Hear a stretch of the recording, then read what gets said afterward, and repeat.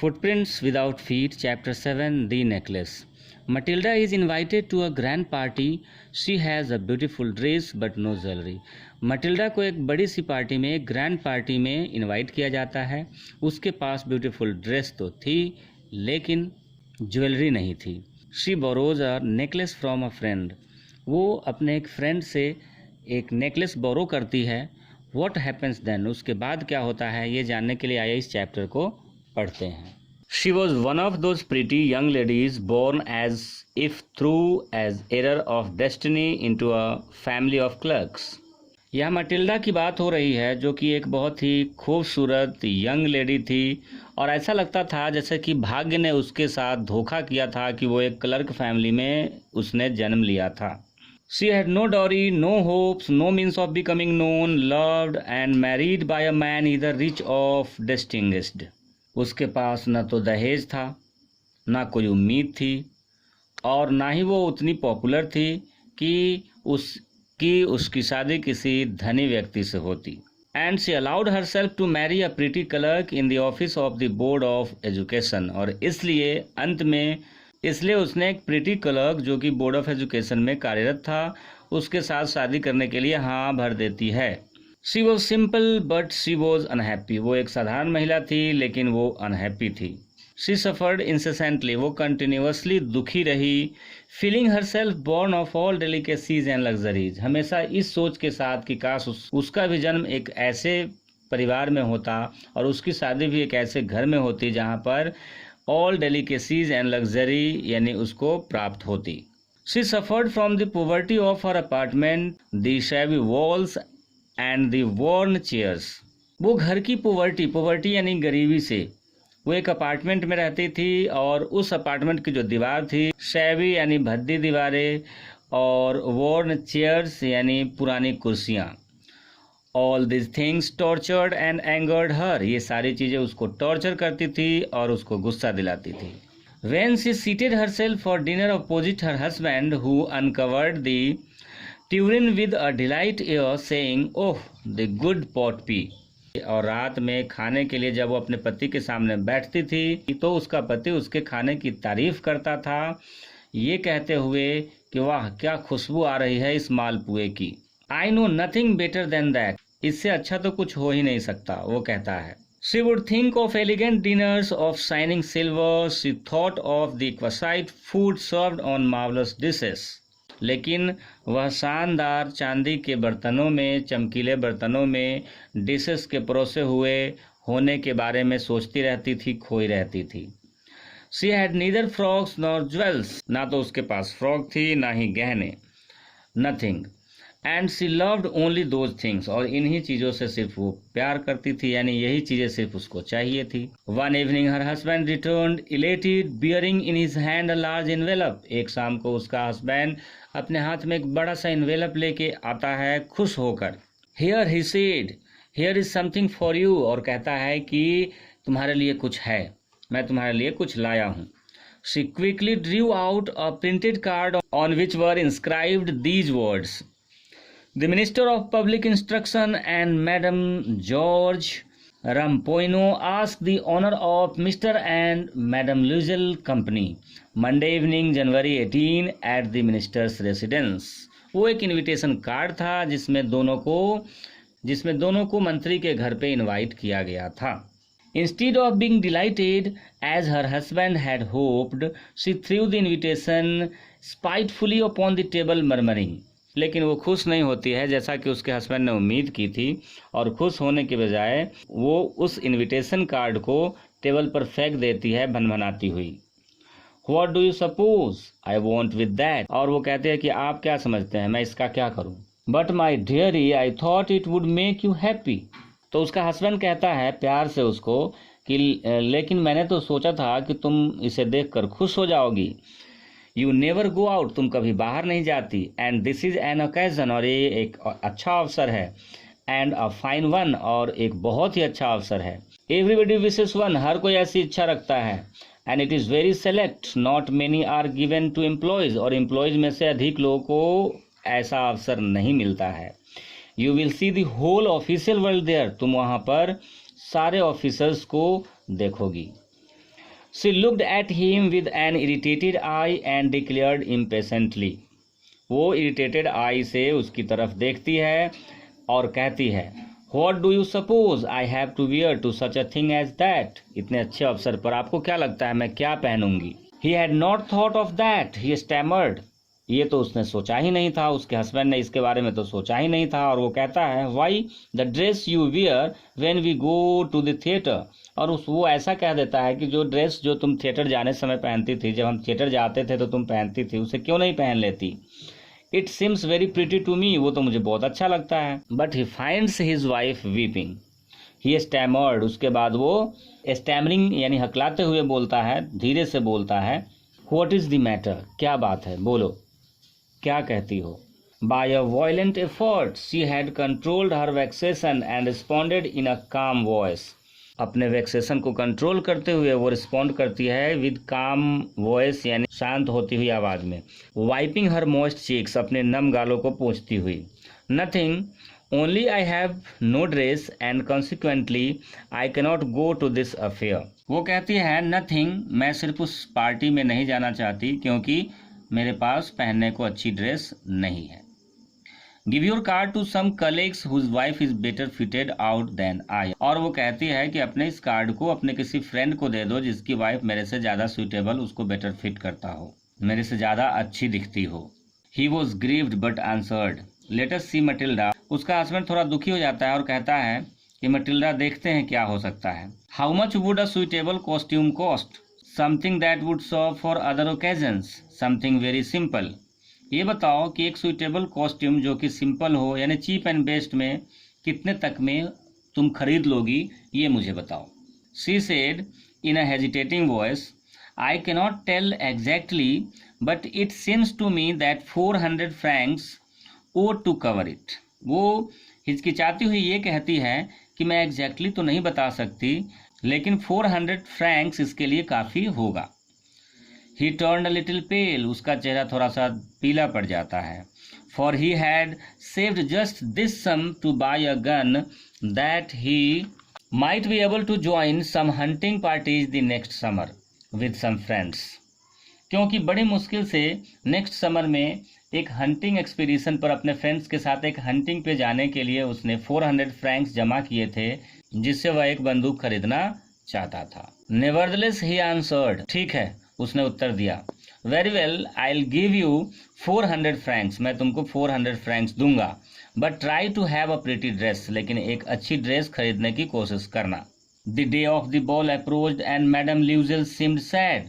The day of the ball यानी party का जो दिन था वो धीरे धीरे नज़दीक आ रहा था और मैडम लुइजेल यानी मटिल्डा जो थी वो उदास दिख रही थी। डिस्टर्ब्ड, एंक्सस, वो डिस्टर्ब दिख रही थी और चिंतित भी दिख रही थी। Her husband said to her one evening, what is the matter with you?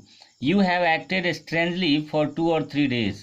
उसके हस्बैंड ने एक शाम उससे कहा कि तुम 2-3 दिन से अजीब सी हरकत कर रही हो, क्या बात है? And she responded, उसके बाद वो कहती है, I am vexed not to have as well, nothing to adorn myself with. और वो कहती है कि मैं इसलिए परेशान हूँ क्योंकि मेरे पास पहनने को कोई गहने नहीं है खुद को सजाने के लिए। ही रिप्लाइड, तो उसका हस्बैंड ये जवाब देता है, you can wear some natural flowers, तुम कुछ नेचुरल फ्लावर्स को यूज कर सकते हो इसके लिए। In this season they look very chic, but she was not convinced, लेकिन वो संतुष्ट नहीं हुई। नो, शी रिप्लाइड, और वो जवाब देती है कि नहीं। There is nothing more humiliating than to have a shabby air in the midst of a rich women. वो कहती है कि इससे बढ़कर बेइज्जती वाली कोई और बात नहीं हो सकती कि एक बुरी सूरत लिए मैं उन अमीर औरतों के बीच जाऊं और उनके बीच रहूं। देन हर हस्बैंड क्राइड, और उसके बाद उसका हस्बैंड जो होता है वो जोर से बोलता है, हाउ स्टूपिड वी आर, हम कितने बेवकूफ़ हैं। Go and find your friend madam Forestier and ask her to lend you her jewels. अपने दोस्त मैडम फॉरेस्टियर के पास जाओ और उनसे कुछ गहने उधार ले लो। The next day she took herself to her friends house and related her story of distress.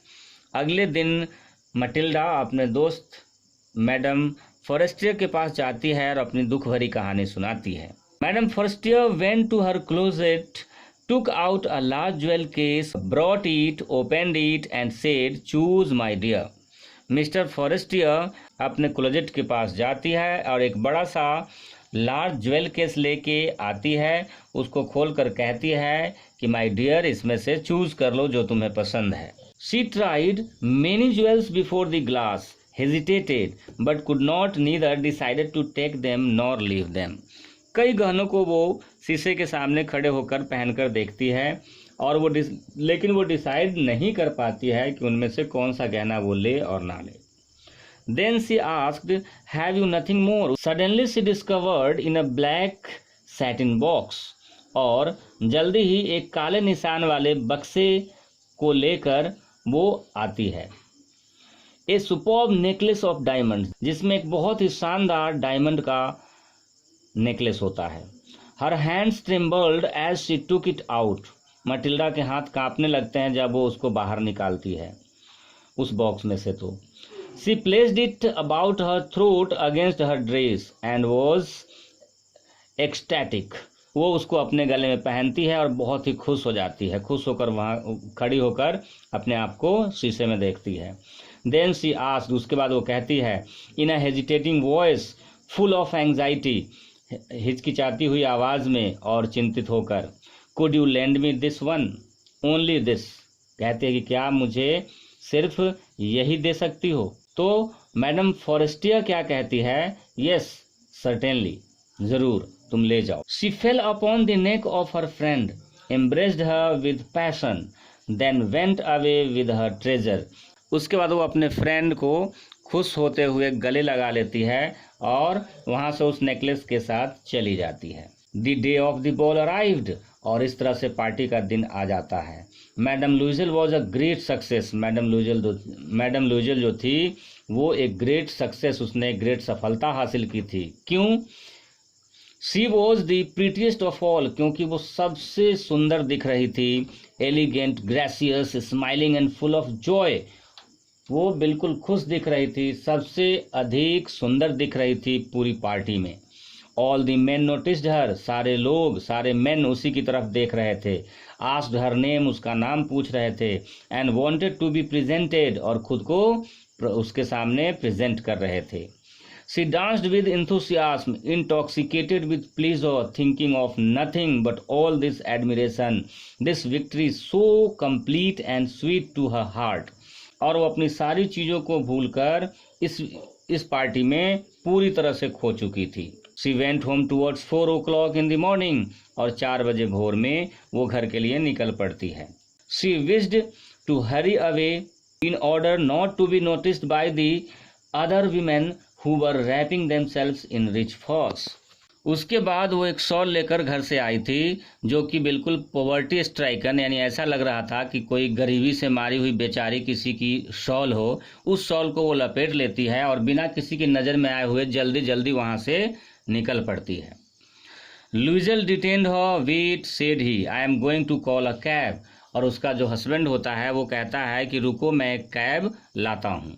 When they were in the street they found no carriage, लेकिन कोई भी कैरियज उनको, कोई भी कैब और कोई भी कैरियज उनको नहीं मिलती। They walked along towards the river hopeless and shivering, और उसके बाद वो नदी के किनारे आगे बढ़ने लगते हैं पैदल ही, hopeless and shivering यानी होपलेस होकर और कांपते हुए।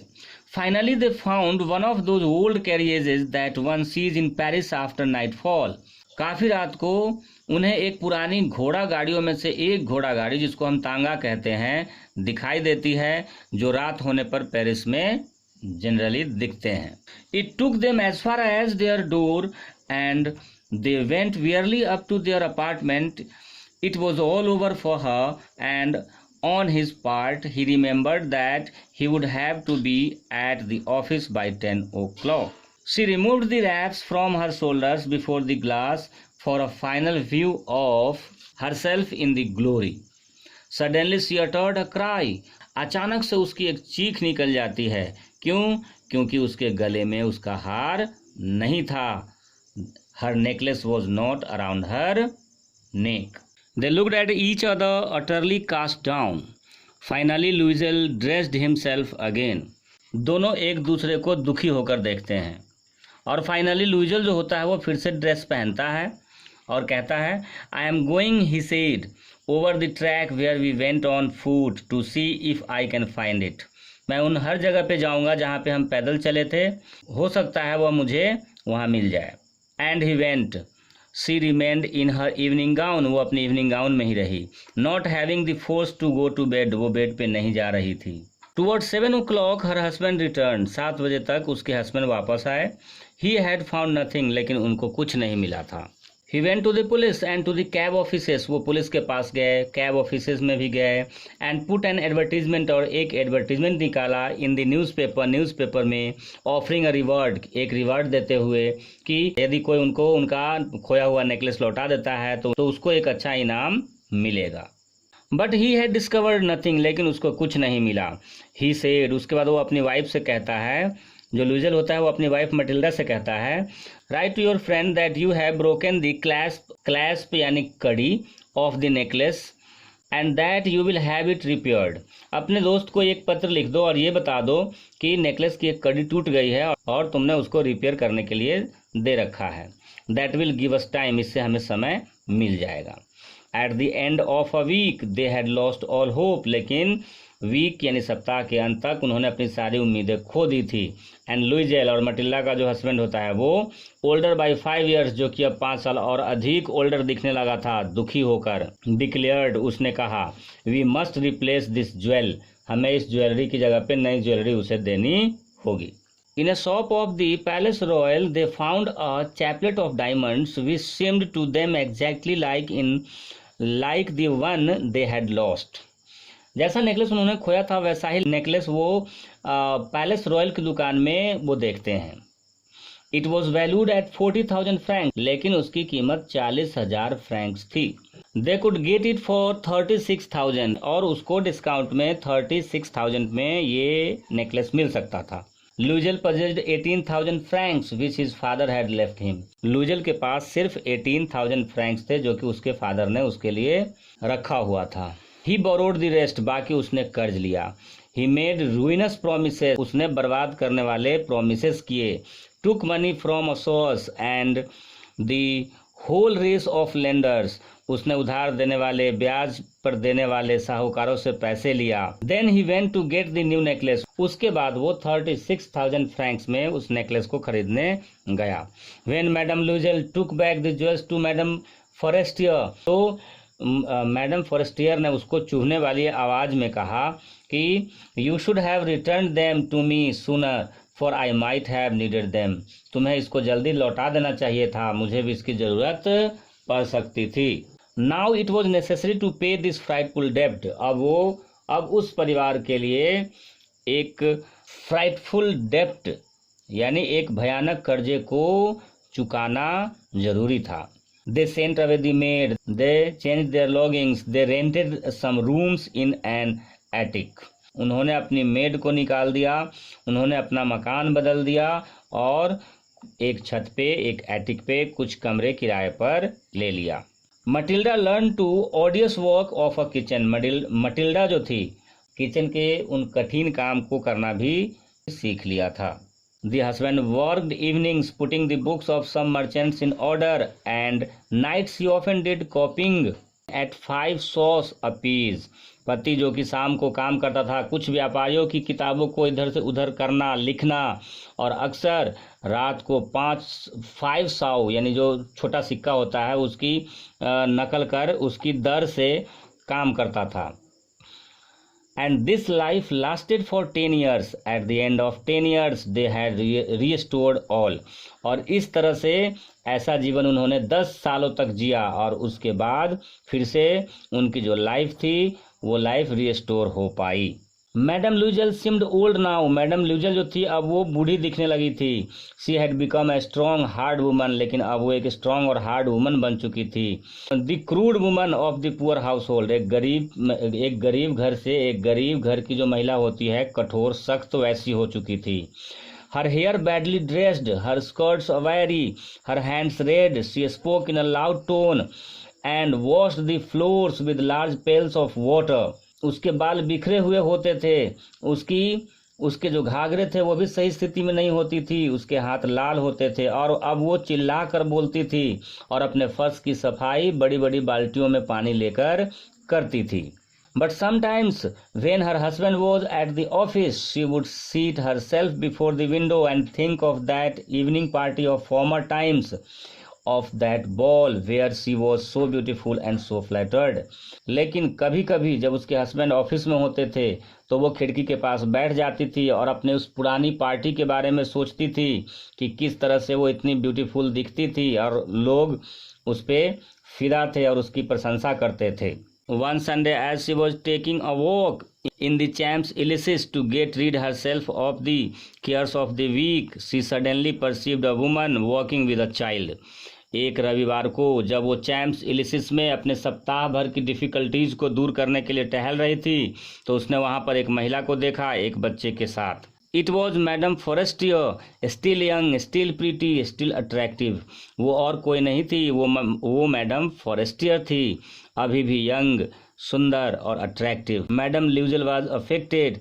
मैडम ल्यूजल उसको देखकर काफ़ी प्रभावित हुई। Should she speak to her? वो सोचने लगी क्या उसको उससे बात करनी चाहिए। Yes certainly. फिर वो सोचती है मुझे इससे बात अवश्य करनी चाहिए। And now that she had paid she would tell her all, why not. और अब जबकि वो उसको पे कर चुकी है, उसके नेकलेस को वापस दे चुकी है, तो अब वो क्यों नहीं बात कर सकती। She approached her but her friend did not recognise her. लेकिन मैडम फॉरेस्ट्रियर, उसकी दोस्त, उसको नहीं पहचानती। मटिल्डा कहती है कि आई एम मटिल्डा लुइजेल। उसके बाद हर friend uttered a cry of astonishment, oh my poor Matilda, how you have changed. उसके बाद मैडम फॉरेस्टियर जो होती है वो आश्चर्य से उसकी चीख निकल जाती है उसको देखकर कि और कहती है ओह माय पुअर मटिल्डा, तुम इतनी चेंज कैसे हो गई। Yes, I have had some hard days since I saw you and some miserable ones and all because of you.